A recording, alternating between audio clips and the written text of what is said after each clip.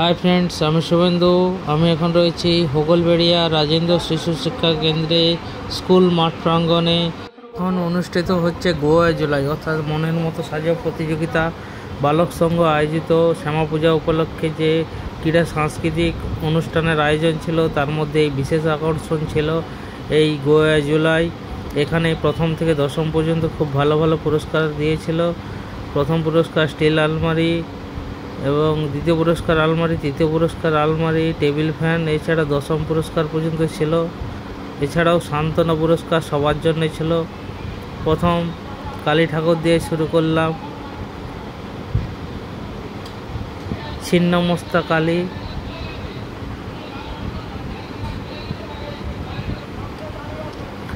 সিধু ও কানু, সিপাই বিদ্রোহে সিধু কানু।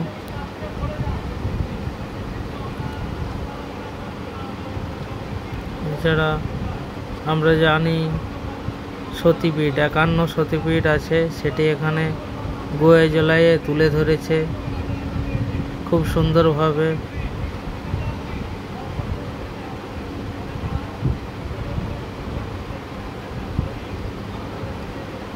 এটি একটি তুলে ধরেছে বিশ্ব উষ্ণায়ন, গাছ কাটার ফলে যে পৃথিবীর উষ্ণতা বৃদ্ধি পাচ্ছে সেটাই তুলে ধরেছে। তাই বেশি করে গাছ লাগাতে হবে যাতে পৃথিবীর উষ্ণতা হ্রাস পায়। তারপরে দেখলাম রোমের কৃতদাস,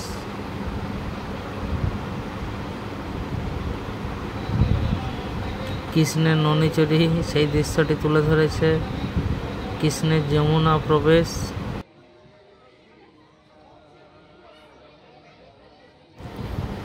বেলা শেষে শৈশব থেকে শুরু করে বার্ধক্য জীবন পর্যন্ত সবটাই এখানে তুলে ধরেছে।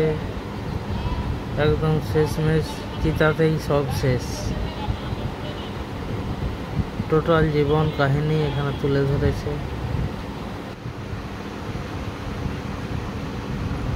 এবং তারপরে দেখতে পেলাম ডেঙ্গু সচেতনতা, চারিদিকে জমা জলের ফলে যে ডেঙ্গুর প্রকোপ বাড়ছে। এবং তারপর দেখতে পেলাম অমর কথাশিল্পী শরৎচন্দ্র চট্টোপাধ্যায়ের ছোট গল্প, উপন্যাস, সাহিত্য, সেগুলো খুব ভালোভাবে এখানে প্রতিস্থাপন করেছে এবং খুব সুন্দরভাবে চরিত্রগুলোকে ফুটিয়ে তুলেছে।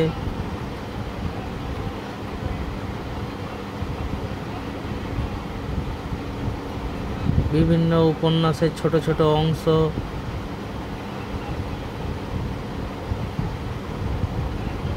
গফুর মিয়া আমিনা ছোটবেলায় গল্পটা পড়েছি, সেটি এখানে তুলে ধরেছে।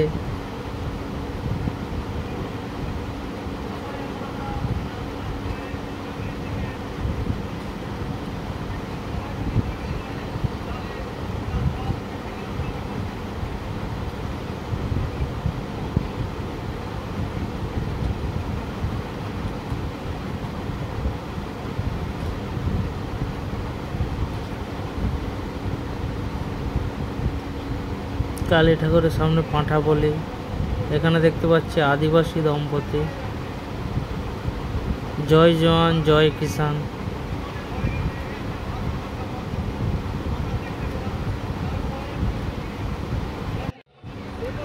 তারপর দেখতে পেলাম ভীষ্মের তীরবিদ্ধ অবস্থা, তীরের উপরে পিতামহ ভীষ্ম।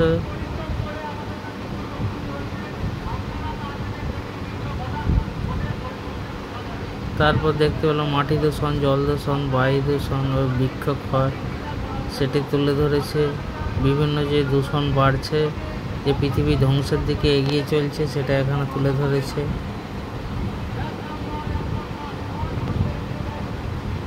তারপর খুব সুন্দর একটি পুরানো দিনের স্মৃতি, সেটি এখানে তুলে ধরেছে, খুব সুন্দরভাবে ফুটিয়ে তুলেছে।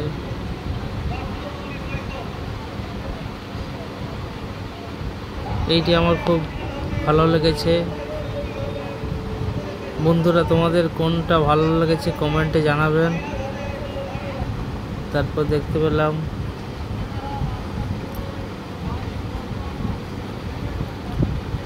সন্তানের প্রতি মায়ের স্নেহ সেটা এখানে তুলে ধরেছে। কন্যা ভ্রূণ হত্যা,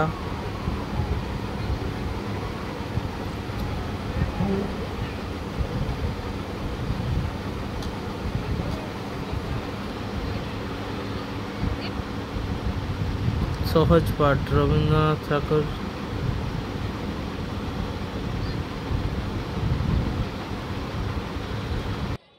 তারপর দেখতে পেলাম জল জীবন,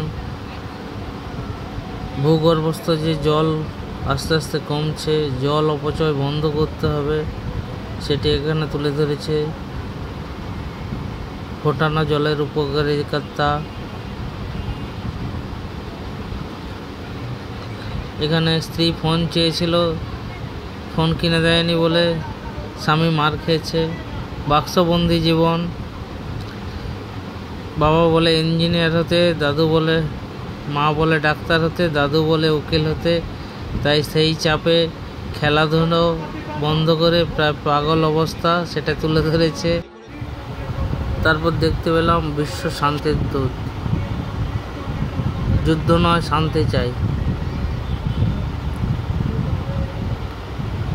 যুদ্ধের ফলে ক্ষতি বই লাভ কিছু হয় না, এর ফলে প্রাণী জগতেরও ক্ষতি হয়।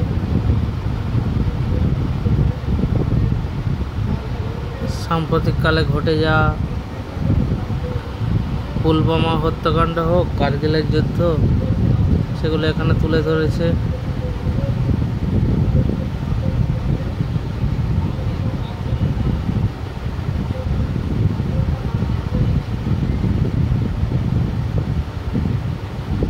এখানে দেখতে পেলাম 5G নেটওয়ার্কের ফলে পরিবেশের যে ক্ষতিগুলো হচ্ছে, সেগুলো পাখি মারা যাচ্ছে,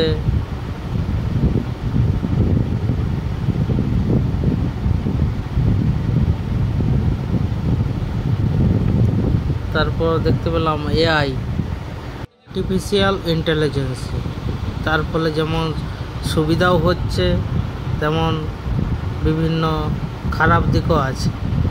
তারপর দেখতে পেলাম বিশ্ব ক্ষুধা দিবস 28শে মে, প্রায় 100-র উপর প্রতিযোগী অংশগ্রহণ করেছিল, তার মধ্যে বেশ কয়েকটি আমি তুলে ধরেছি।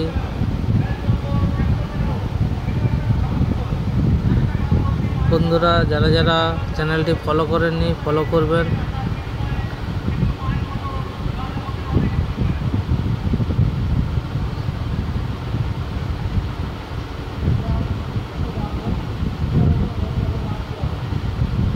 সাম্প্রতিককালে ঘটে যাওয়া ডাক্তারদের উপরে নির্যাতন সেটা তুলে ধরেছে।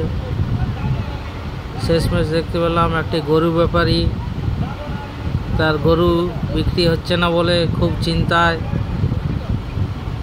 বিড়িটি ধরিয়েছেন। গরু বিক্রি হয়নি, কি হয়েছে, বিড়ি তো খাওয়াই যায়।